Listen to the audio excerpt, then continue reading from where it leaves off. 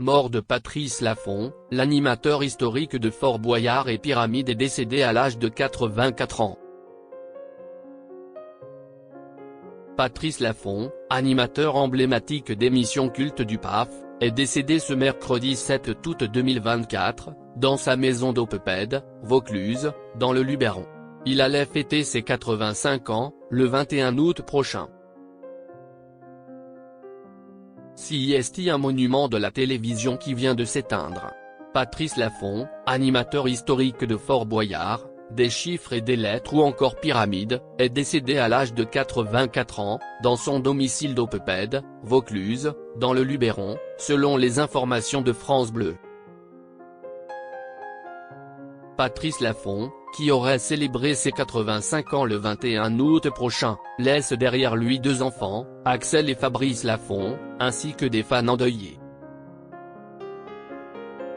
Avant de devenir un présentateur emblématique du PAF, Patrice Laffont s'était essayé à la comédie mais également au journalisme.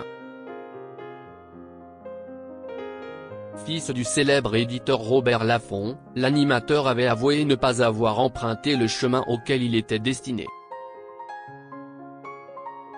CIST en 1972 que Patrice Laffont a connu l'un des plus grands succès de sa carrière, en animant des chiffres et des lettres, pendant 17 ans. Après avoir claqué la porte de l'émission culte, l'animateur s'était lancé un nouveau défi en animant Fort Boyard, un autre mastodonte du PAF, de 1990 à 1999. Il était également le visage de l'émission Pyramide, de 1991 à 2001. Patrice Laffont, les causes de sa mort révélées. Selon les informations de France Bleu, Patrice Laffont a succombé à un accident cardiaque. Une disparition qui sonne comme la fin d'une époque à la télévision, alors que les hommages se multiplient déjà pour celui qui a marqué de son empreinte les jeux télévisés. Toujours sans langue de bois, Patrice Laffont avait avoué être un très mauvais gestionnaire d'argent, lui qui n'avait plus de patrimoine. À mon âge avancé, je n'aille rien. Je n'aille pas une maison, je n'aille pas un appartement, avait-il déclaré dans Télé, ton univers impitoyable, diffusé sur C8.